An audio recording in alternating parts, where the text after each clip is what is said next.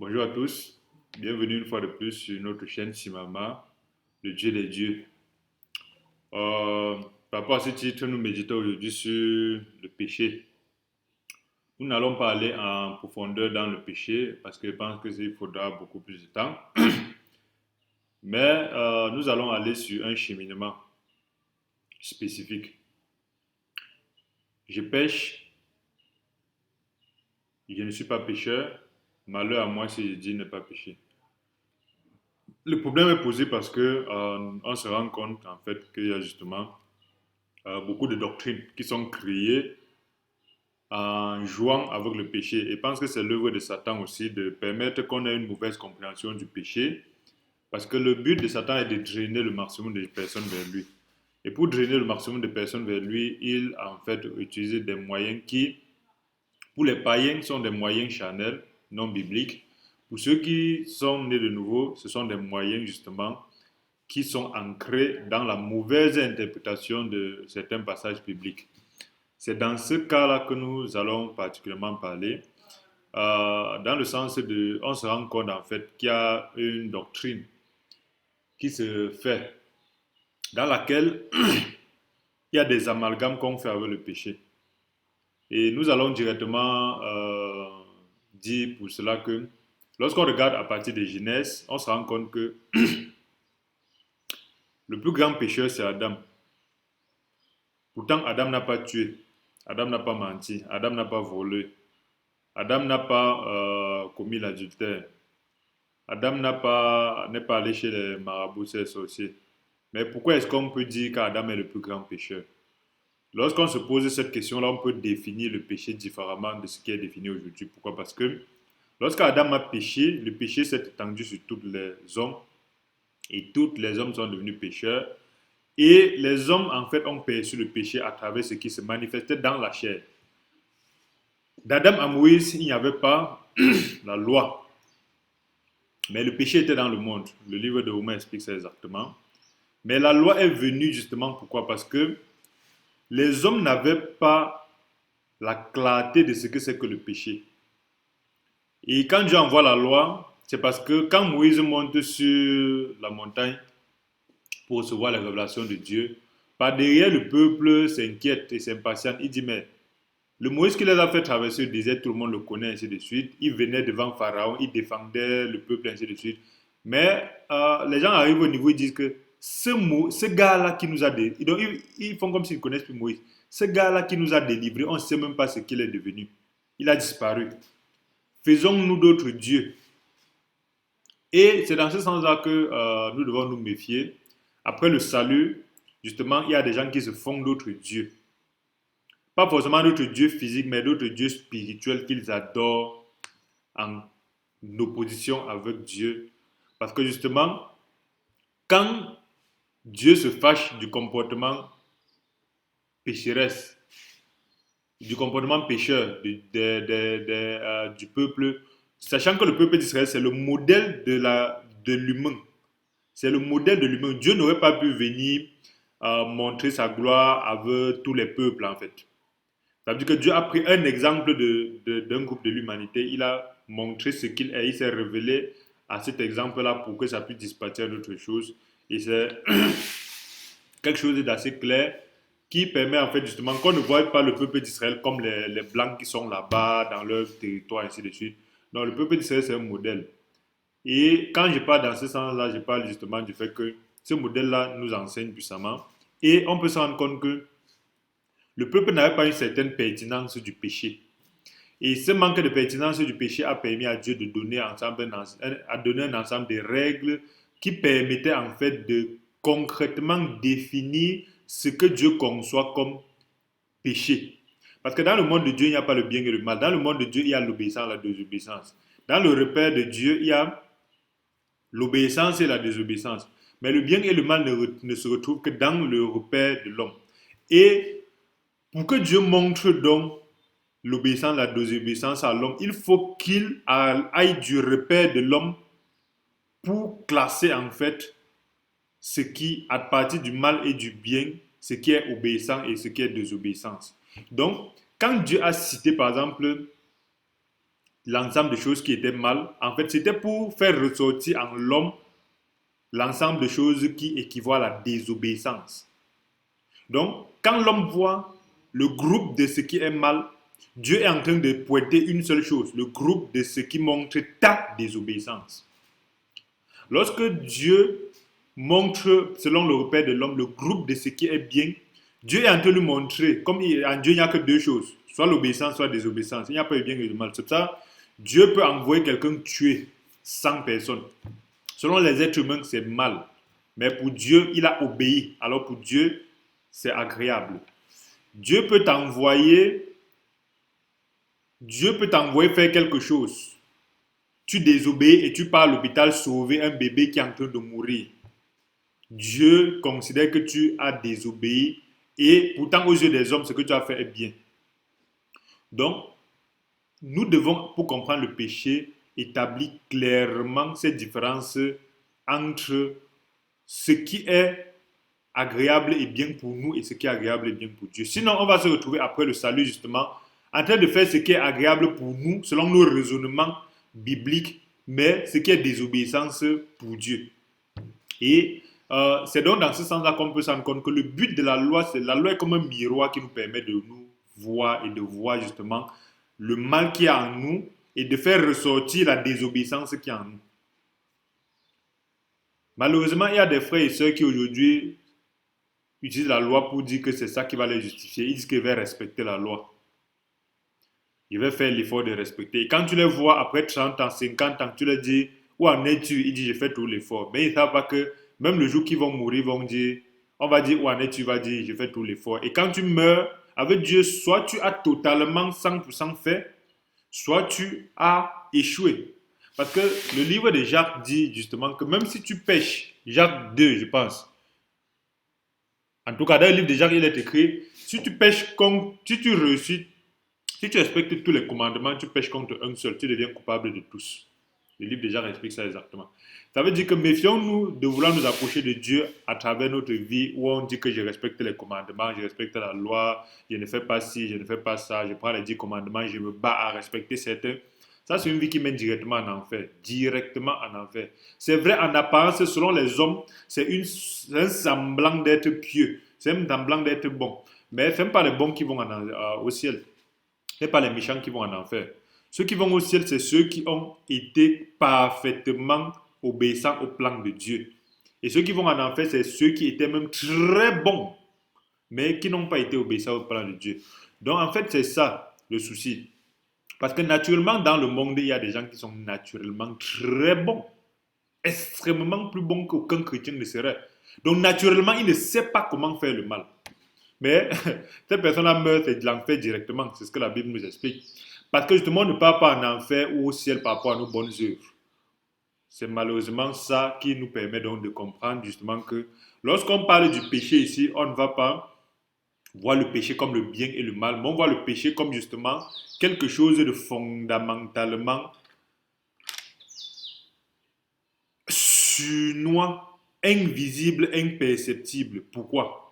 Parce qu'Adam, en fait, est le plus grand pécheur, mais Adam n'a pas fait ce que nous appelons aujourd'hui péché. Donc, quand on dit péché dans la tête de quelqu'un, il voit la transgression de la loi. Oui, le péché, c'est la transgression de la loi. Mais la transgression de la loi n'est qu'un élément pour nous faire voir justement quelque chose qui est loin en bas, qui nous permet de transgresser la loi. Qu'est-ce qui nous permet de faire le mal?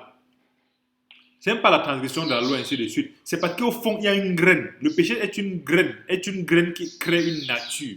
Et cette nature-là a été donnée à partir d'Adam. Et cette nature-là est une nature que même sans apprendre à faire le mal, tu fais le mal. Même quand tu as toute la volonté du monde pour faire le bien, tu fais le mal. Même si tu te bats pour réussir à faire certaines choses bien, il y a toujours beaucoup d'autres choses que tu fais mal, même si que tu sois conscient ou pas. Et dans ce sens-là, on peut se rendre compte que Adam, en fait, est le grand pécheur, mais il n'a donc pas fait ce que nous appelons péché. C'est quoi donc le péché? Le péché est défini justement comme faire autre chose que ce que Dieu a dit. Parce que quand Dieu crée Adam, il lui met des jardins, il lui donne un objectif prédéterminé. Et on se rend compte qu'Adam a fait autre chose que ce que Dieu a dit. C'est vrai, c'est passé par Ève, c'est venu du Chétan, de Samaël, de Métatron, de Satan qui est lui entré dans le dragon, dans le serpent, dans le Nakash, et qui est allé tenter Ève, et Ève est venue transmettre cela à Adam, et ils se sont détournés. Et c'est ça donc le péché. Le péché, c'est se détourner. Le péché n'est pas l'acte qu'on fait. Et la loi, donc, dès que Adam s'est détourné, le péché est entré dans le monde. Romain explique ça exactement. Et dès que le péché est entré dans le monde, il s'est étendu sur tous les hommes. Et tous les hommes sont donc devenus pécheurs. Avant de naître, on était donc dorénavant pécheurs. Tous les hommes sont pécheurs de nature et en naissance. Donc tout ce qu'on fait autre là, ce sont les mesures cosmétiques. Et voilà donc la définition du péché qui est différente des actes. Et lorsque l'homme a vécu en étant de manière vague, il a oublié justement que c'était ça le péché. Et au fil du temps, donc, puisqu'il vivait dans le repère donc, du bien et du mal, il a confondu justement, il ne savait plus ce que c'est que le péché. C'est pour ça que Dieu a donné la loi. La loi est venue pour que le péché abonde. Et la loi est venue pour que le péché abonde. La loi est venue pour que le péché se fasse voir. La loi est comme la torche qui permet de voir le péché. Si on ne te dit pas ne mens pas, si tu mens, tu n'as pas péché. La loi te dit dorénavant tu ne dois pas mentir. C'est là pour venir te faire voir que ce que tu es en train de faire, là, on appelle ça mentir. Si ce n'est pas interdit de tuer, tu tues, il n'y a pas de problème. Si tu es dans un pays où ce n'est pas interdit de tuer, si tu tues, on va dire Amen, Amen, oui, tu as bien fait, ainsi de suite. Pour certaines personnes comme les gens de l'armée, ainsi de suite, où on n'a pas interdit de tuer, quand ils tuent, on considère c'est bien, on ne les enferme pas. Pourtant, ce qu'ils font est mauvais, méchant. Donc, pour dire que la loi est un élément qui nous permet de voir ce que nous faisons. La loi n'est pas un élément qu'on doit respecter, ne pas respecter, ainsi de suite. Non. Non et non. La Bible explique très clairement le livre de Romains, le livre de Galates. La loi est comme un pédagogue pour nous conduire à Christ. Et sous ce prisme-là, nous allons justement dire que tous ont péché et sont privés de la gloire de Dieu, sous ce prisme-là. Et c'est dans ce cas qu'on dit je pêche. Parce que tout le péché s'est étendu sur la descendance d'Adam. Et on peut se rendre compte que dorénavant, tout être humain est donc pécheur par défaut. C'est dans ce cas que nous disons, nous sommes des personnes qui avons une nature très très particulière. Et pour ça, lorsque nous regardons dans Romains, le livre de Romains, le chapitre 3, le chapitre 3 du livre de Romains dit, verset 23, car tous ont péché et sont privés de la gloire de Dieu. Romains dit, tous ont péché et sont privés de la gloire de Dieu. Alors, voilà ce qui s'étend. Donc, méfions-nous de penser que nous sommes différents ou que nous n'avons pas péché. Méfions-nous. Et le livre de Psaume 14 dit, l'insensé dit dans son cœur, Psaume de David, l'insensé dit dans son cœur, il n'y a point de Dieu. Ils se sont corrompus. Ils ont commis des actions abominables. Il n'en a aucun qui fasse le bien. L'Éternel du haut des cieux regarde les fils de l'homme pour voir s'il y a quelqu'un qui soit intelligent, qui cherche Dieu. Tous sont égarés. Il a dit tous. Il n'a pas dit sauf Jacob, sauf Moïse, sauf Abraham, sauf le pape, sauf tonton tel. Tous sont égarés, tous sont pervertis. Il n'y en a aucun qui fasse le bien. Pas même un seul. Il dit pas même un seul. Il n'y en a aucun qui fasse le bien. Pas même un seul. Mais nous sommes curieux de voir que quand on chemine au quotidien, on voit des frères et des sœurs qui disent il fait le bien, il fait le bien. Mais lorsqu'on essaie d'aller en profondeur, ils disent que non, j'essaye, je me bats, je me bats. On ne cherche pas à savoir si tu te bats ou pas. Soit tu fais, soit tu ne fais pas. On ne prime pas au baccalauréat ceux qui ont essayé de tout leur cœur. On ne prime pas un examen ceux qui ont essayé de tout leur cœur. On prime ceux qui ont réussi, oui ou non. On ne prime pas ceux qui ont eu la bonne intention. Ceux qui sont battus avec toute la bonne logique possible. On prime ceux qui ont réussi. Soit tu as fait, soit tu n'as pas fait. Et c'est ça qui permet justement, à un moment donné, de regarder et de voir que naturellement, nous n'avons pas à jouer justement avec certaines choses. Parce que, en fait, il est important pour nous de comprendre que par nature, donc voilà comment nous péchons. Mais il y a un second élément qui nous permet de voir que la nature du péché étant l'invisible, il est important de voir aussi que cet invisible-là, ce n'est pas par nous que nous avons, ce n'est pas de notre faute si nous sommes nés pécheurs. C'est de la faute à Adam. Et Puisque c'est la faute à Adam, Dieu n'est pas injuste. Dieu aussi a envoyé clairement un seul homme pour régler ça. Autant que ce n'est pas ma faute que je suis pécheur, autant Dieu a donc considéré cela et l'a envoyé au terme sans moi, sans ma compréhension, sans ma logique, une seule personne pour ôter le péché du monde. Et Jésus-Christ est qui? Il est l'agneau de Dieu qui ôte les péchés du monde. Il est l'agneau de Dieu qui justifie, qui purifie une fois pour toutes toute l'humanité. Maintenant, purifier veut dire, il purifie aux yeux de qui? Aux yeux de Dieu. Mais beaucoup de personnes commencent avec Jésus-Christ en disant Jésus-Christ est mon sauveur, mais ils pensent qu'ils seront sauvés par rapport à leur comportement et ce qu'ils font. Mais Jésus-Christ, malheureusement, n'est pas venu nous sauver notre chair. Pour qu'on pense que ce qui sort de ma chair, si c'est le péché, je ne suis pas sauvé. Si ce n'est pas le péché qui sort, je suis sauvé. Non. Jésus-Christ est venu sauver la partie de nous qui rentre à Dieu, notre esprit. Et quand notre esprit est sauvé, il travaille dans notre âme. Et quand notre âme est bien travaillée, ça transmet dans notre chair. Mais quel que soit lambda, nous sommes dans un chemin où il est important d'établir la justification qui vient de Jésus-Christ. Après avoir péché, nous allons établir la justification qui vient de Jésus-Christ. Et dans ce cas-là, nous pouvons dire, comme Romains 5 le dit, verset 12, c'est pourquoi comme par un seul homme, le péché est entré dans le monde, et pas le péché, la mort. Et le péché est entré dans le monde par un seul homme. Donc méfions-nous aujourd'hui de penser que par nous, nous pouvons faire sortir le péché. Le péché, je pêche parce que le péché est entré dans le monde par Adam. Qu'ainsi la mort s'est étendue sur tous les hommes, nous y compris. Parce que tous ont péché, sont privés de la gloire de Dieu. Romains 3, 23. Car jusqu'à la loi, le péché était dans le monde. Or, le péché n'est pas imputé quand il n'y a pas de loi. Justement, si tu ne dis pas à l'enfant que ne voit pas la télé, s'il voit la télé, tu n'aimes pas le péché. Puisque ce n'est pas interdit de voir la télé. Mais le jour que tu lui dis, puisque qu'il voit ou qu'il ne voit pas, t'en retires au fait que voir la télé est mauvais. Ça va griller ses yeux, ça va défocaliser sa vie, ça va lui faire vivre dans un monde de rêves. Qu'on ait donné la loi de ne pas voir la télé ou pas, ça ne retire rien au fait que le péché est là et qu'il est en train de pécher. Donc, généralement, nous sommes ces enfants-là qui pensons que c'est lorsqu'on a ressenti que ce qu'on a fait est mauvais, que c'est péché. Non. Même sans ressentir que la télé là va me détruire, ça te détruit. Parce que c'est ça qui crée justement la troisième partie de cette méditation. Parce qu'il y a des frères qui arrivent à penser que le péché, c'est ce qu'ils ressentent. C'est pour ça que s'ils n'ont rien ressenti, ils n'ont pas péché. C'est très, très dangereux ça. Et c'est pour ça que nous vivons avec des gens qui ne sont plus sensibles. Parce que dans leur tête, ils ont les passages qui disent que si ma conscience ne me condamne de rien. La parole de Dieu n'a dit aucun endroit que le péché est ce dont tu es conscient. Donc, quand la parole de Dieu dit jusqu'à la loi, le péché était dans le monde. Et le péché n'est pas imputé quand il y a point de loi. Ok. Donc, voilà le but de la loi. Ceux qui sont en train de chercher, donne-moi l'église, oh, pourquoi tu veux, je me bats à respecter la loi, qu'est-ce que je peux faire? Ce n'est que par la loi que je vais me battre à respecter la loi. Jésus-Christ m'aide à respecter la loi. Si quelqu'un est sur ce chemin-là, c'est l'enfer, malheureusement.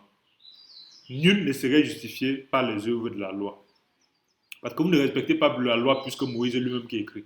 Vous ne respectez pas la loi plus que les Juifs. Vous ne respectez pas la loi plus que certains frères africains qui ne connaissent pas les mauvaises, qui ne font pas les mauvaises choses. Parce que Romains explique justement, Romains 2, que nos ancêtres avaient la conscience pure.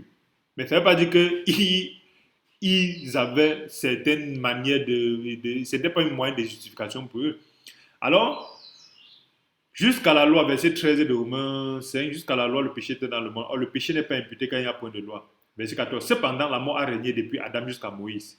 Même sur ceux qui n'avaient pas péché par une transgression semblable à celle d'Adam. Ça veut dire que même sans ça, il y avait la mort. Parce qu'on dit quoi?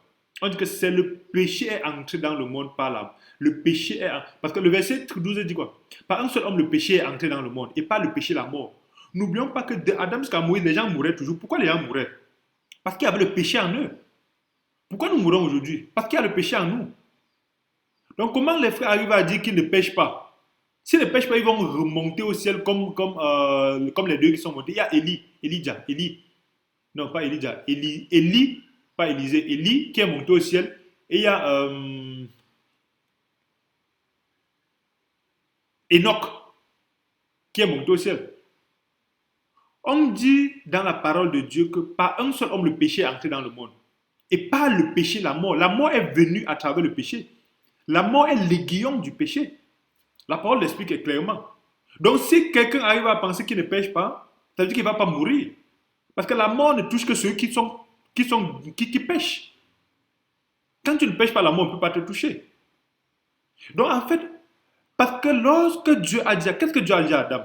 Pourquoi nous disons ça? Lorsque Dieu a dit à Adam, si tu manges ce fruit, ça veut dire si tu pêches, ça veut dire que si tu changes de direction, c'est pas que si tu manges, si tu voles, si tu forniques, si tu fais ceci, si tu fais là, à l'ordre. Il a dit, si tu manges ce fruit, ça veut dire que si tu définis une autre direction, autre que celle qui t'est donnée, et c'est ça le péché, tu vas découvrir quelque chose qu'on appelle la mort.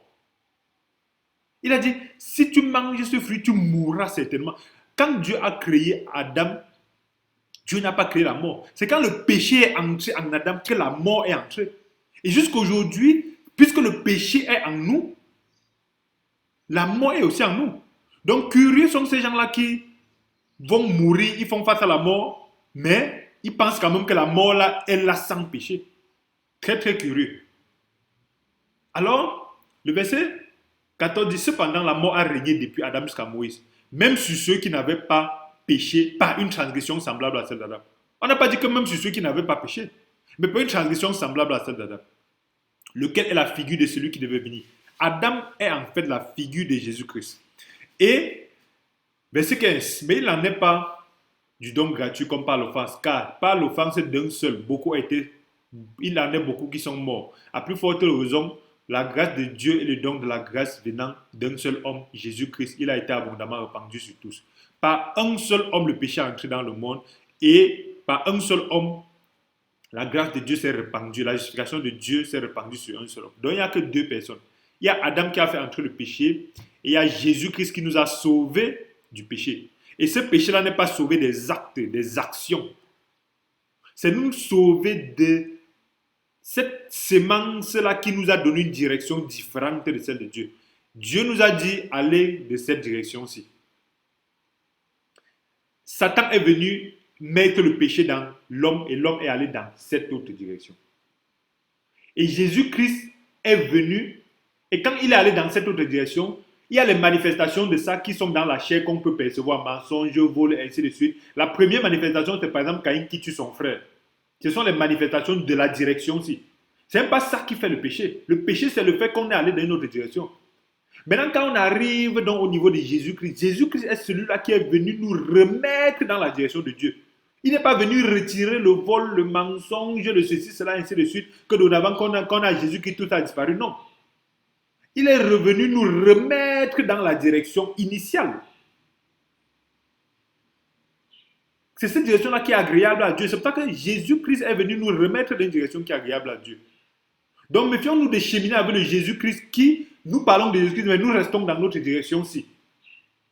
La repentance, c'est quitter cette direction-ci pour revenir vers celle-ci. Et cette repentance-là, ce n'est pas au niveau des actes. La repentance, c'est comme le prunier.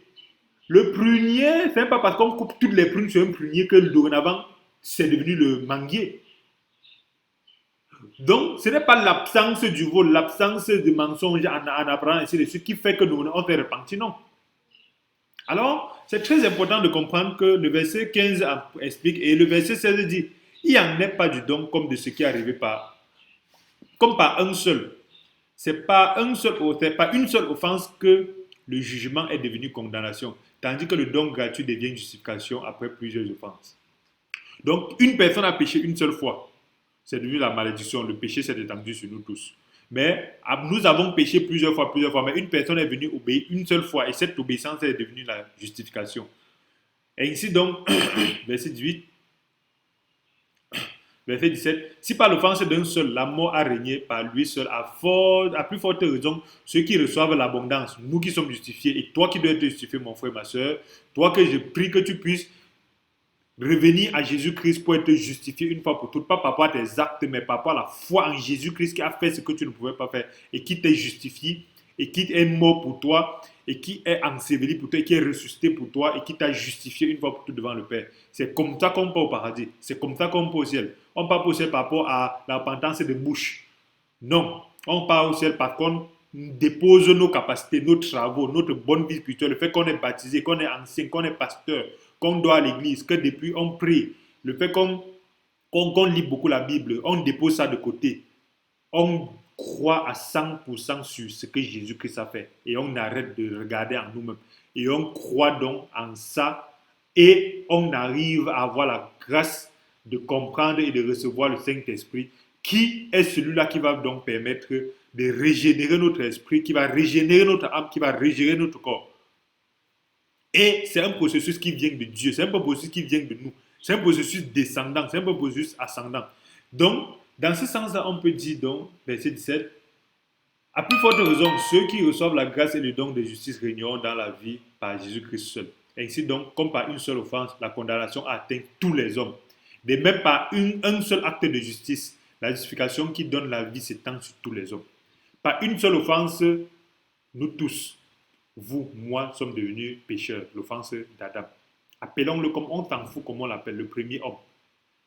Le grand-père va l'appeler comme il veut. Les Égyptiens vont l'appeler comme ils veulent. Les Indiens vont l'appeler comme ils veulent. Tachimakwan. L'autre va l'appeler Adama. L'autre va l'appeler tel. On s'en fout du nom. Le premier homme là, il est celui-là qui a péché. Il a désobéi à son créateur. Et qu'il a désobéi à son créateur, il a changé la direction du plan du créateur. Et c'est ça le péché.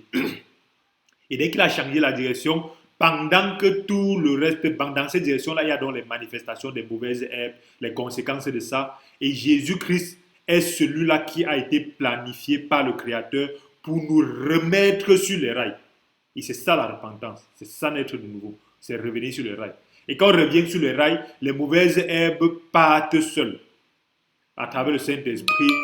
Et ce n'est pas par nos bonnes vies pratiques du verbe, du bavardage, où on peut être mieux que les autres. Et dans ce cas, on dit, comme par la désobéissance d'un seul homme, verset 19 de Romains 5, beaucoup ont été rendus pécheurs, de même par l'obéissance d'un seul, beaucoup seront rendus justes. Or, la loi est intervenue pour que le péché abonde. Là où le péché a abondé, la grâce a surabondé. Galates a une thèse de doctorat sur ce verset-ci, le livre de Galates. Donc le péché est justement, comme le verset 12 l'a dit, le péché est venu est venu avec la mort. Et la loi est venue pour nous faire voir le péché parce que l'homme discutait. Dieu, comment tu dis que nous avons désobéi alors qu'on n'a pas désobéi? C'est ça quand il envoie Moïse, il lui donne la première chose pour les montrer. Pom, pa, pom, pom, pa, pom. Je suis l'Éternel ton Dieu, tu n'as point de Dieu comme moi. Parce qu'ils avaient le veau d'or. Aujourd'hui, le même commandement est valable. Je suis l'Éternel ton Dieu, tu n'as point de Dieu comme moi. Mais il y a quand même des frères qui se lèvent le matin. Ils disent, comme aujourd'hui, toute la journée, je n'ai pas volé, je n'ai pas menti, ça veut dire qu'elle n'est pas péché. Alors que dans la journée, on peut regarder qu'au niveau de sa tête, il n'y avait pas que Dieu. Parce que l'être humain ne peut pas penser à Dieu à 100%. Alors que le niveau de Dieu, c'est que tu n'auras point d'autre Dieu que moi. Ça veut dire, et tu m'aimeras de toutes tes pensées, Matthieu 22. Tu vas m'aimer de toutes tes pensées, de toute ton âme. Et quand il dit à Josué que cette parole ne s'éloigne pas de ta bouche, médite le jour et nuit. Ça veut dire que même la nuit, on ne doit pas dormir, on doit la méditer. Mais vous voyez, des gens n'arrivent pas à faire ça, mais ils pensent quand même qu'ils n'ont pas de péché. Parce qu'ils pensent que Dieu nous aide. En tout cas, le verset 20 dit, la loi est intervenue pour que le péché abonde. Là où le péché a abondé, la grâce a surabondé. Donc il ne faudra pas, parce que quand on entre dans le processus de naître de nouveau, Satan, justement, parce que dès qu'on n'est pas né de nouveau, Satan n'a vraiment pas de problème. Nous sommes sa viande. Mais lorsqu'on est dans le processus de naître de nouveau, il se lève contre nous parce qu'il sait qu'on est en train de quitter de son monde. C'est comme quelqu'un qui est en train de perdre les adeptes. Il sait que c'est un adepte qu'il est en train de perdre. C'est pour ça qu'il se focalise donc pour te faire tomber. Et pendant qu'il te fait tomber, il te fait regarder plus, pas à Jésus-Christ, mais à toi-même. Et on peut voir dans, je pense dans Nombre ou Exode, le serpent de rein. Le serpent de rein, c'est Jésus-Christ, parce que lorsque nous sommes, c'est quand le peuple de Dieu a péché, Dieu les a envoyé les serpents brûlants. Quand les serpents brûlants les mordaient, ils mouraient. Nous attendions que Dieu envoie l'eau qui vont boire, ça va guérir. Dieu tue les serpents. C'est pour ça que nous aimons souvent qu'après être né de nouveau, Dieu, Dieu tue le péché. Dieu tue les œuvres de la chair. Après être né de nouveau, et c'est pour ça qu'on essaie de faire à Dieu que tout va marcher bien. Dieu doit tout retirer de nous pour qu'on ne souffre pas. Dieu ne retire jamais les serpents brûlants. Dieu dépose Jésus-Christ et il dit, ceux qui vont regarder à Jésus-Christ seront guéris. C'est la même chose. Après le salut, ce n'est pas nos actes. Ce qu'on a le regard levé sur la croix de Jésus-Christ, qu'on regarde Jésus-Christ, on fait comme ça à Jésus-Christ. On ne regarde plus à ce que nous faisons, ce que nous avons commis, ce que nous avons fait. Pendant qu'on regarde à Jésus-Christ, il se charge de nous purifier, de nous justifier. Et un jour, quand on se regarde, on dit, hey, telle chose que je faisais, elle ne fait plus, ainsi de suite, ainsi de suite. C'est l'œuvre du Saint-Esprit et c'est tout un processus. Ce n'est pas de ça que nous parlons aussi. Donc, c'est pour dire en fait que là où le péché a abondé, la grâce a surabondé. Ça veut dire, quand on dit je pêche, parce que derrière Adam, je pêche. Mais je ne suis pas pécheur parce que je crois en Jésus-Christ qui m'a purifié, qui m'a justifié une fois pour toutes. Donc ne regardez pas le fait que je dis je ne suis pas pécheur par rapport à mes actes, mon comportement. Je ne suis pas pécheur parce que Dieu l'a dit, parce que Dieu l'a fait et parce que Dieu a effacé les actes qui me condamnaient. Parce que Dieu m'a justifié, Dieu m'a purifié. Ce n'est pas par rapport à ce que tu dis. Je m'en fous de ce que tu dis. Je m'en fous que si tu sois mon père, ma mère, que tu dis, oh, je t'ai vu hier faire telle chose, ainsi de suite. Ce n'est pas toi qui es le standard. C'est Dieu qui est le standard. Parce que même le jour que devant toi, je vais faire tout ce qui est bien, ce n'est pas toi le standard. Parce que ce n'est pas parce que tu auras validé que je suis une bonne personne, que je suis pur, je suis saint. Ce n'est pas ça qui va faire que quand il va arriver devant Dieu, il va dire que oui, parce que ta famille a validé que tu es bien, parce que ton mari a validé que tu es bien, parce que ta femme a validé que tu es bien, parce que telle personne a validé que tu es bien, alors passe bien au ciel. Non, c'est lui le standard. Donc vivons selon le standard qui est Dieu et non nous. Donc quand nous naissons de nouveau, nous sommes purs, nous sommes justes, nous ne sommes pas des pécheurs. Pourquoi? Parce qu'en fait, le standard qui est Dieu nous a dit qu'en fait, là où le péché est abondé, la grâce de Jésus-Christ a surabondé et il nous a emballés, il a effacé les ordonnances qui nous condamnaient, il nous a purifiés, il nous a sanctifiés une fois pour toutes, il nous a transportés vers le royaume de Fils de son amour et en lui, nous sommes cachés. Il dit, nous sommes une nouvelle créature. Les choses anciennes sont passées. Et, verset 21 de Romains 5, afin que comme le péché a régné par la mort, ainsi la grâce régna par la justice pour la vie éternelle. Observez bien que ceux qui disent qu'ils ne pêchent pas, c'est les mêmes gens qui disent qu'on perd le salut. Parce que justement, pour eux, le péché est un élément qu'on doit... C'est un élément de gestion quotidienne. Ce n'est pas un élément que Jésus-Christ nous a remis sur la bonne direction éternellement parce que Dieu ne se repent pas de ces choses. C'est un élément dans lequel ils ne croient pas en Jésus-Christ.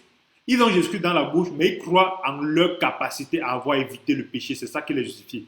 C'est pour ça quand ils regardent quelqu'un qui, peut-être en apparence, peut être en train de cheminer dans des actes de péché, malgré le fait qu'il soit juste et saint, ils disent que celui-là ne va pas être enlevé, celui-là va perdre son salut. Parce que justement, ils ont une définition du salut qui est liée aux œuvres, même s'ils ne l'expliquent pas comme ça. Leur salut, c'est lié aux actes, à ce qu'ils font. Ce n'est pas lié au travail de Jésus-Christ. Leur salut est lié au fait qu'ils ont évité les serpents brûlants. Au point où ils regardent autour d'eux, il n'y a pas de serpents brûlants. Mais on dit que lorsque le serpent brûlant est là, tu es mordu. Le venin est plutôt dans ton sang. Qui sont autour de toi parle, ça veut dire qu'il y a au venin qui est dans ton sang et tu vas mourir. Alors, on commence par Dieu, mais on finit par nous-mêmes. On commence par la foi en Jésus-Christ, mais on finit par la foi en nos œuvres, à notre bonne vie, notre bonne moralité. Et cette moralité même est apparente. Parce que les frères arrivent à dire des choses curieuses. Ils disent que c'est quand ils sont conscients du péché que ça veut dire qu'ils ont péché. Donc pour eux, le péché n'est pas la désobéissance à la direction de Dieu, mais le péché sont les actes. Et c'est pour ça, même lorsque le péché est dans leur tête, parce que tout ce qui se fait dans la chair est conçu déjà par le péché qui est dans notre pensée, ils disent que ce n'est que la tentation, ce n'est pas le péché. Et ce n'est que la convoitise, ce n'est pas le péché. Et ils disent que Jésus-Christ a aussi été tenté, mais il n'a pas péché. Donc, ils comparent la nature de Christ, qui n'est pas une nature de la descendance d'Adam, à leur nature, qui est déjà vendu au péché. Mais Jésus-Christ a vaincu la mort. Est-ce que vous avez vaincu la mort? C'est lui qui a vaincu la mort. Ce n'est pas vous. Donc c'est très curieux de voir ces éléments-là. Pourquoi? Parce que lorsqu'on rentre dans Romains 7, justement, pour finir, pour dire, verset 24, Romains 3, verset 24, tous ont péché et sont privés de la gloire de Dieu, mais ils sont gratuitement justifiés. Mais ils sont gratuitement justifiés par sa grâce, par le moyen de la rédemption qui est en Jésus-Christ. Nous sommes justifiés par la rédemption qui est sur le serpent d'airain. Pas sur le serpent goulard. Nous sommes justifiés par la rédemption qui est en Jésus-Christ et non dans notre bonne manière de vivre. Dans notre manière de vivre où je suis conscient que j'ai péché, je suis pécheur, je demande pardon. C'est que je ne suis pas conscient, je n'ai pas péché. Et après, quand on... C'est très, très curieux, cette manière de penser-là. Extrêmement curieux. Parce que lorsqu'on dit, faisons attention parce que la parole de Dieu dit que le péché est une nature. Les frères sont en train de penser que le péché est une vision. Et un jour, je causais avec une sœur qui dit qu'elle ne pêche pas. Je lui dis, et Galate, est-ce que les œuvres citées dans Galate, dans Marc 7, est-ce que tu manques, tu voles? Non, je manque, je vole pas. Donc, est-ce que tu sais que, en fait, les commandements, il y en a 613. Et la Bible dit que le péché, c'est la transgression de la loi. Est-ce que tu penses que parce que tu n'as pas volé, tu n'as pas menti, tu n'as pas fait ci, tu n'as pas fait ça, est-ce que si on prend les 613 lois-là, on peut se rendre compte que tu respectes ça? Ils ne peuvent pas nous dire oui. Dès qu'on les présente la nature du péché, le miroir de la loi, qu'est-ce qu'ils font? Ils font un subterfuge qui est de se cacher derrière Jésus-Christ et essayer de dire que c'est la chair, mais ce n'est pas eux. Donc quand vous me voyez là devant vous, devant votre écran, je vais aller tuer quelqu'un. Quand on va me demander, il va dire que c'est ma chair-ci qui a tué, ce n'est pas moi. Ok, ta chair-ci aussi va être fusillée. Ce n'est pas toi qu'on va fusiller. Donne ta chair, on met au poteau, tu restes aussi à côté de nous. Tu peux aussi l'arme qu'on va fusiller, tu vois. Quand on va mourir, c'est la chair-ci qui va mourir. Très bien. Donc il y a des subterfuges comme ceci où des gens arrivent devant la parole de Dieu et gèrent leur pureté par leur conscience. Et ce type de personnes-là, même quand ils font du mal autour d'eux, ils ne se rendent pas compte parce qu'ils n'ont pas conscience. Et c'est très, très dangereux. Alors, lorsque nous regardons dans ces éléments-là, on peut se rendre compte que faisons attention sur le péché, la nature du péché. Parce que le péché n'est pas la conscience, ce dont nous sommes conscients. Le péché est quelque chose qui est dans la nature de l'homme. Et Jésus-Christ est venu pour régler les problèmes de direction avec nous. Nous sommes une nouvelle créature, mais il a laissé la chair. Et quand on regarde la parole de Dieu, on peut se rendre compte dans Marc 7.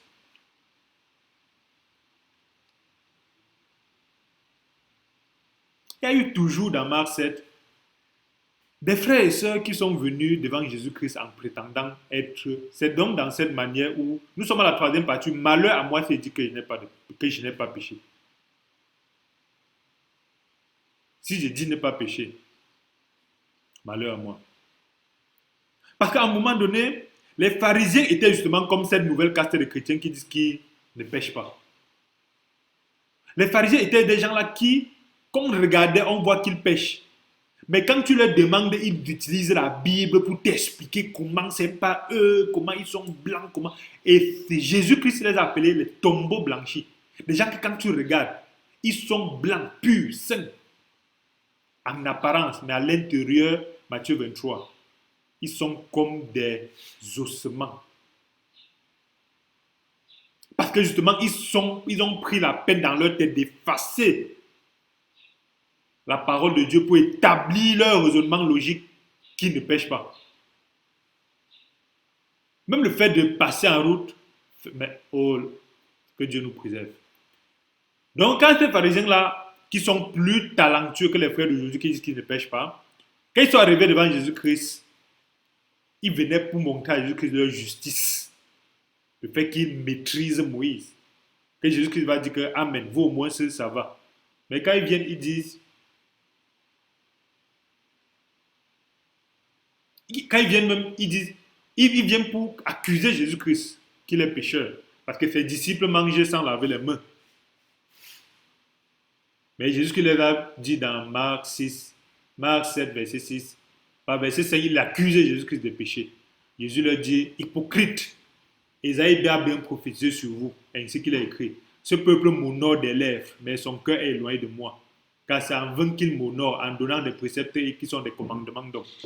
Observons bien tous ces gens qui disent qu'on perd le salut, tous ces gens qui disent qu'ils ne pêchent pas, tous ces frères, ce sont des frères précieux avec qui on n'est pas d'accord et vraiment, faisons attention à certains enseignements parce que nous sommes habitués à ça et nous avons des raisonnements. On a des raisonnements humains. Généralement, quand on les demande, c'est justement toujours des commandements des hommes qu'ils utilisent. Dieu a dit que David est l'homme selon mon cœur. Comme s'il dit, ça veut dire que Dieu a dit que David ne péchait pas. Jésus-Christ est venu nous sauver. Ok. Mais est-ce qu'il a sauvé ta chair et ton âme? Dans le sens où ton âme et ta chair. Quand je dis la chair, on ne parle pas seulement de la partie ici. Dans le sens où ta chair, même par omission, pêche. Est-ce que c'est parce que tu as effacé ça dans ta tête? Tu t'es donné bonne conscience que ça veut dire que tu ne pêches pas. Ça, c'est un grand problème. Donc, ces frères-ci s'étaient donné bonne conscience en tant que pharisiens. Ils pensaient déjà être arrivés. Mais quand ils arrivent devant Jésus-Christ, qui est le miroir excellent, plus excellent que la loi, Dieu les appelle hypocrites. Vous m'honorez des lèvres. Quand vous voyez des frères qui justifient pourquoi ils ne pêchent pas, ils vous donnent des versets tellement sucrés, mais qui sont liés à leur raisonnement. Ce n'est même pas ce que les versets disent. Mais quand tu lis ça, est-ce que tu ne comprends pas qu'il faut comprendre plutôt comme ça, ainsi de suite? Il faut plutôt interpréter comme ça, il faut plutôt contextualiser comme ça, ainsi de suite. Ça devient extrêmement dangereux. Et plus on martèle ça, plus dans la tête des frères et sœurs, ça devient vrai. Parce que les fausses doctrines, plus on martèle ça, plus on est habitué à ça, plus ça devient vrai dans la tête. Alors, verset 8 dit, vous abandonnez le commandement de Dieu, vous observez les traditions des hommes. Encore, les traditions des hommes. Et donne un exemple pour le fait qu'il faut respecter et soutenir son père et sa mère. Ils ne le font pas, mais quand ils viennent devant Dieu, ils disent que non, il faut qu'ils abandonnent leurs pensées, il faut qu'ils cherchent Dieu, il faut qu'ils prient bien. C'est parce qu'ils ne travaillent pas, c'est parce qu'ils font ci, ainsi de suite. Donc, ils donnent la justification de pourquoi ils désobéissent à la loi. Et dans leur conscience, justement, ils ne se rendent pas compte qu'ils sont en train de transgresser la loi. Et Jésus-Christ leur donne l'exemple de ça. Et il dit, verset 8, vous abandonnez le commandement de Dieu et vous observez les traditions des hommes. Et le verset 12, vous ne laissez plus, verset 13, annulant ainsi la parole de Dieu par vos traditions que vous avez établies. Vous faites beaucoup d'autres choses semblables. Quelles sont ces beaucoup d'autres choses semblables là? Méfions-nous. Ensuite, de nouveau, Jésus appela la foule et lui dit, écoutez-moi vous tous et comprenez. Ça veut dire que Jésus a laissé ces gens-là qui pensent qu'ils sont d'arriver. C'est pour ça souvent, si on cause à des frères qui pensent qu'ils ne pêchent pas et qu'on peut parler ça, si on parle une fois, deux fois, trois fois, vraiment il faut les laisser et se tourner vers ceux qui peuvent écouter. Parce que, en fait, à un moment donné, plus ils croient en ça, plus ils ne peuvent. En fait, ça vient comme si tu veux changer un juif. C'est l'Esprit de Dieu qui change un juif, c'est la grâce de Dieu. Donc, il ne faut pas perdre le temps et l'énergie sur certaines choses ou sur certaines personnes. Parce qu'à un moment donné, on va faire des mauvais combats. On va mener des combats pour rien. On chemine en sachant, en étant d'accord sur nos désaccords. Et ce type de personnes-là, vous allez voir, puisque c'est une caste, ils aiment bien marcher seulement avec ceux qui pensent comme eux. C'est vrai, quand tu ne penses pas comme eux qu'on perd le salut, ou que quand tu ne penses pas comme eux, que le péché est un élément qui nous fixe au pied de Jésus-Christ pour continuellement chercher sa grâce. Parce que si on arrive à un niveau où on ne pêche plus, on aura le cœur de Satan, le cœur de je suis déjà grand, le cœur de je suis d'arriver. Et dans ce cœur-là, on va naturellement être en train de vouloir être comme Dieu, parce qu'on ne fait justifier pas par Jésus-Christ qui est mort pour nous, mais par rapport à nos bonnes œuvres et nos bonnes vies, notre bonne vie que nous vivons à l'église. Et dans ce cas, il s'est tourné, donc il a laissé ses frères et sœurs là, qui pensent ça, il s'est tourné vers la foule. Il a dit, il n'est pas hors, ce n'est pas ce qui sort de l'homme, ce n'est pas ce qui est hors de l'homme qui souille l'homme, mais c'est ce qui sort de l'homme qui le souille. Et il précise encore, si quelqu'un a des oreilles pour entendre, qu'il entende.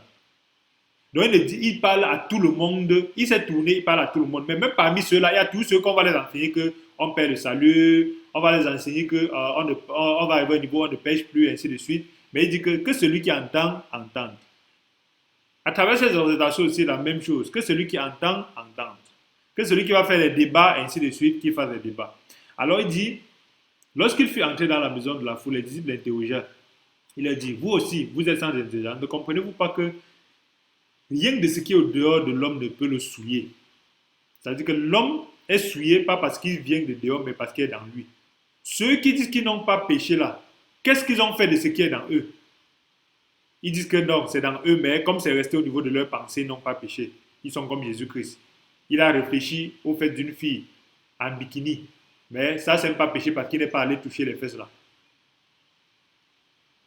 Par omission, même pas sans savoir quelque chose. Il y a telle chose qu'il devait faire, une grâce qu'il devait faire, une paresse, une faiblesse dans laquelle il est. Il ne s'en rend même pas compte. Mais ce n'est pas le péché, parce qu'il n'est même pas au courant.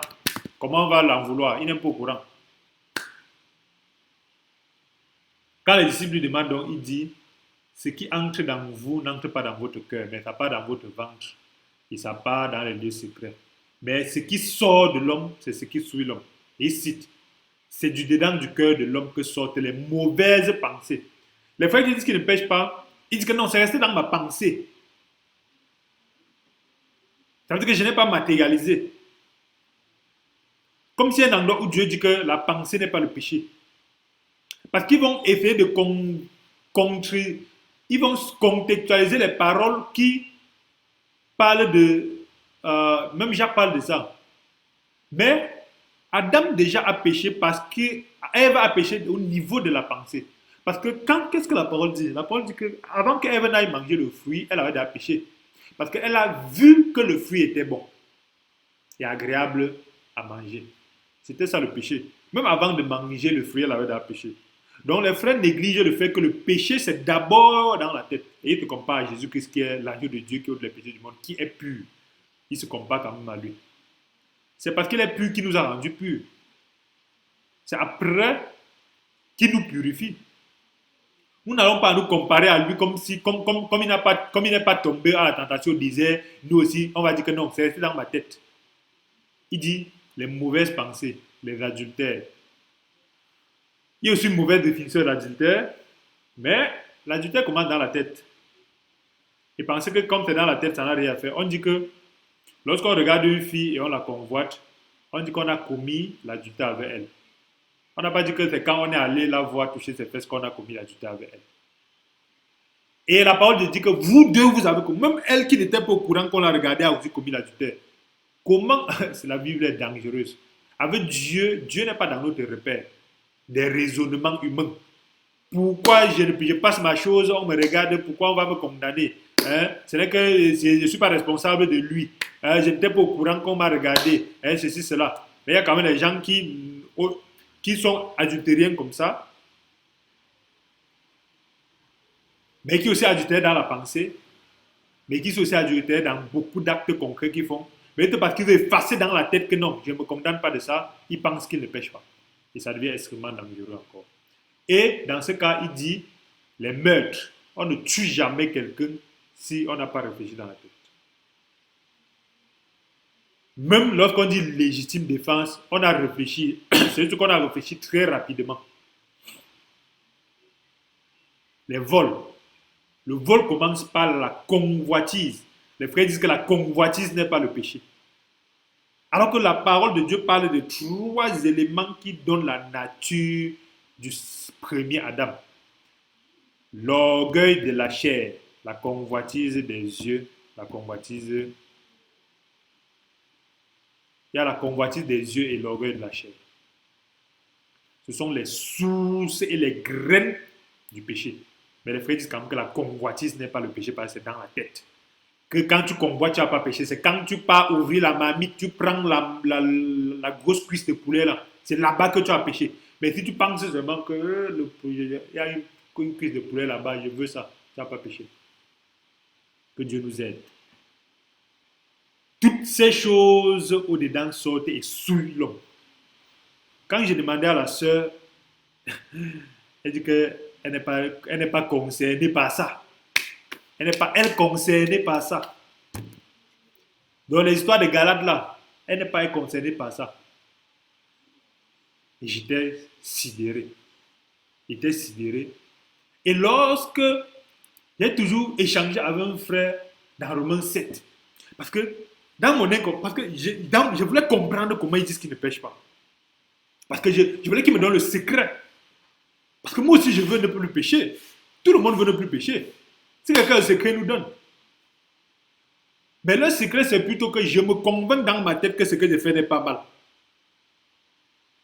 Donc le secret, c'est plutôt de prendre la peinture blanche, mettre sur eux et se convaincre qu'ils sont blancs. Et c'est ça, de secret-là, je n'en veux pas.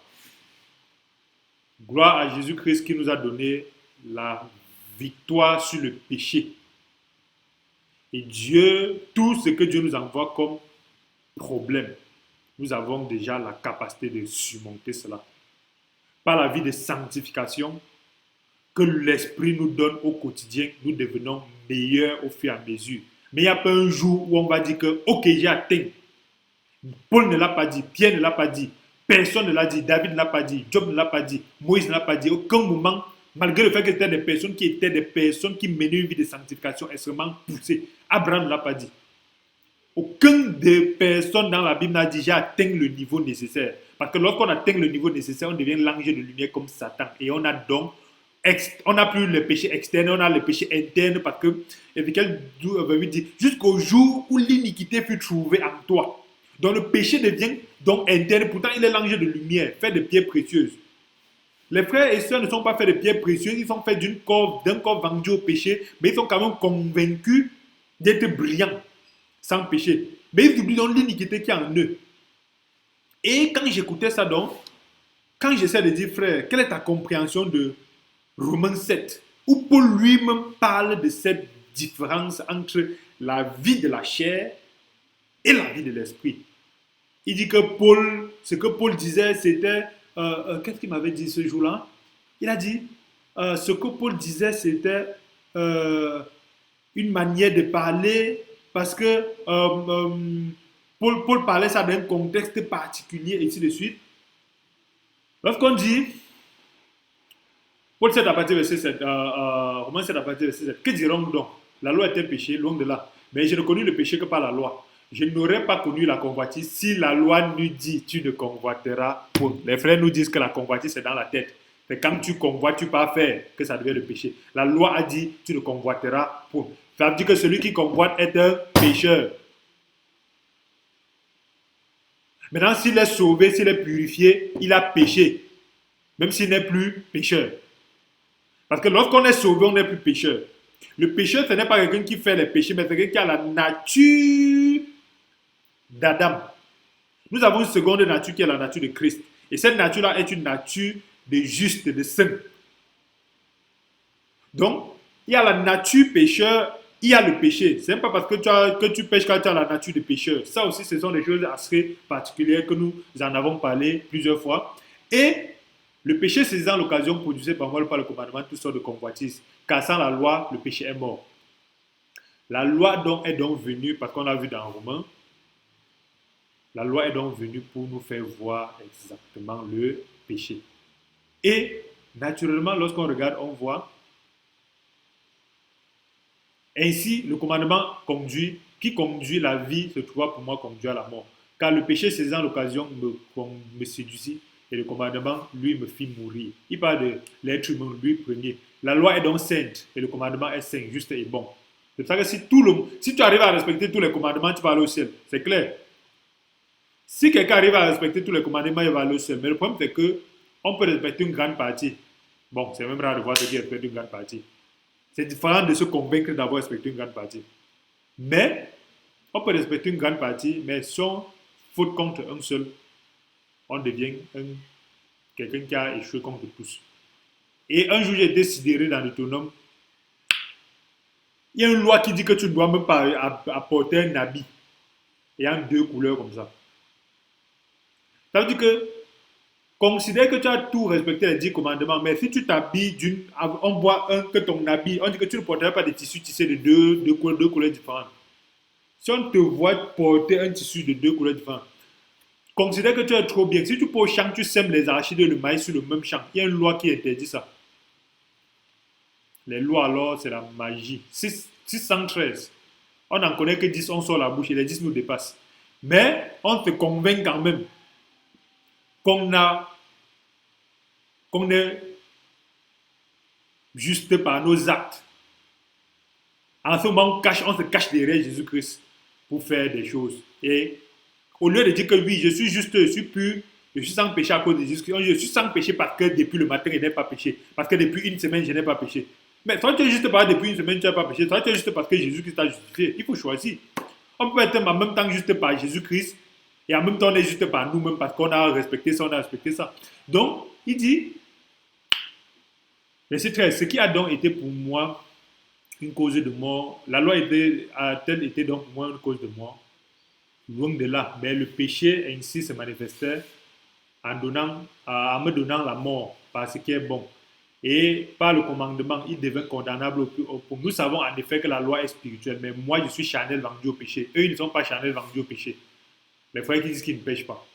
Ils ne sont pas charnels vendus au péché, ils sont spirituels vendus à l'esprit. C'est pour ça que, en ce moment, Paul dit, car je ne sais pas ce que je fais ce que je ne veux pas. Et je fais ce que je hais. Or, si je fais ce que je ne veux pas, je connais que par là, la loi est bonne. Et maintenant, ce n'est plus moi qui le fais, c'est le péché qui habite en moi. Alors que c'est de Paul, le saint, le pur. Le péché habite en Paul, le corps de chair. Mais il y a quand même les frères, je suis curieux. Les frères, où leur péché est même passé où? Parce que s'ils disent que ça a été ôté par Jésus-Christ, même Jésus-Christ a ôté le péché de Pierre et de Paul ici. Donc s'ils disent que leur péché est passé où? Je suis curieux. Est-ce qu'ils pensent que le péché sont les actes mentis, volés? Non. Leur péché qui est la direction opposée à celle de Dieu est passé où?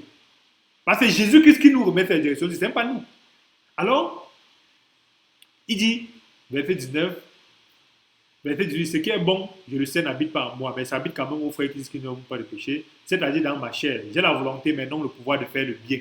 Donc méfions-nous, nous tous qui pensons qu'on va faire le bien. Oh oui, on connaît l'arbre, c'était l'arbre de connaissance du bien et du mal. Ce n'était pas l'arbre de donner la capacité de faire le bien et le mal. C'était, on connaissait. Connaître, compter jusqu'à 1 milliard ne veut pas dire qu'on a 1 milliard. Connaître que le Cameroun est, en tout cas, avançons. Verset 19. Car je ne fais pas le bien que je veux, je fais le mal que je hais. Et si je fais ce que je ne veux, c'est moi qui le fais, c'est le péché qui habite en moi. Je trouve donc en moi une loi. Quand je veux faire le bien, le mal est attaché à moi. Car je prends plaisir à la loi de Dieu selon l'homme intérieur. Ah, la bipartition entre l'homme intérieur et l'homme extérieur. J'aurais pu comprendre que les frères disent que mon homme intérieur est pur et ne pêche pas. Mais ils disent que eux, en entièreté, ne pêchent pas et ne pêchent pas. Mais je vois dans mes membres un autre, l'homme extérieur, une autre loi qui lutte contre la loi de mon entendement et qui me rend captif de la loi du péché, qui est dans mes membres. Misérable que je suis, c'est Paul qui le dit, qui me délivrera de ce corps de mort. Grâce soit rendue par Dieu à Jésus-Christ notre Seigneur. Ainsi donc, moi-même, je ne suis pas l'entendement esclave de la loi du péché, mais je ne suis pas la chair esclave de la loi du péché. Je ne suis pas l'entendement esclave de la loi de Dieu, mais je ne suis pas la chair esclave de la loi du péché. Alors, quand nous nous tournons, donc nous laissons les pharisiens, nous tournons vers le peuple, c'est ce que nous pouvons dire, et dire, en méditant la parole, le verset, la parole de Dieu nous explique clairement que nous devons faire attention. Le but du péché est clairement défini. Le péché n'est pas quelque chose, en résumé, le péché n'est pas lié aux nos actes. Le péché n'est pas quelque chose d'externe. Le péché n'est pas quelque chose des actes. Le péché n'est pas non plus lié à la loi.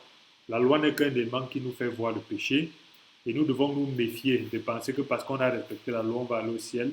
ou que parce qu'on a respecté la loi, on peut dire qu'on n'a plus de péché, et ainsi de suite, parce que le péché est plus subtil que ça. Et dans ce cas, nous devons éviter de nous fourvoyer, parce que la Bible est versée clairement de ces explications-là.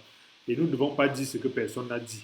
Et nous ne devons pas arrêter, nous ne devons pas contextualiser. Nous avons étudié dernièrement la contextualisation. Dans ce Romains 7, nous devons arrêter de penser en fait que ceci s'adressait à Paul. Donc, je pêche parce que j'ai la nature d'Adam. Je ne suis pas pécheur parce que je me suis repenti, je suis né de nouveau, j'ai la nature de Christ maintenant. Mais il y a en moi donc une autre loi qui est dans ma chair. Et cette chair-là est opposée à Dieu. Et jusqu'à ma mort, elle s'est opposée à Dieu. Et je dois seulement chaque fois me lier au Saint-Esprit et rester fixé les regards sur Christ, qui est celui-là qui se charge de ma purification. Mais si ce partage vous a béni, n'oubliez pas de vous abonner, de partager la vidéo, de cliquer sur la cloche de notification. Merci et à bientôt.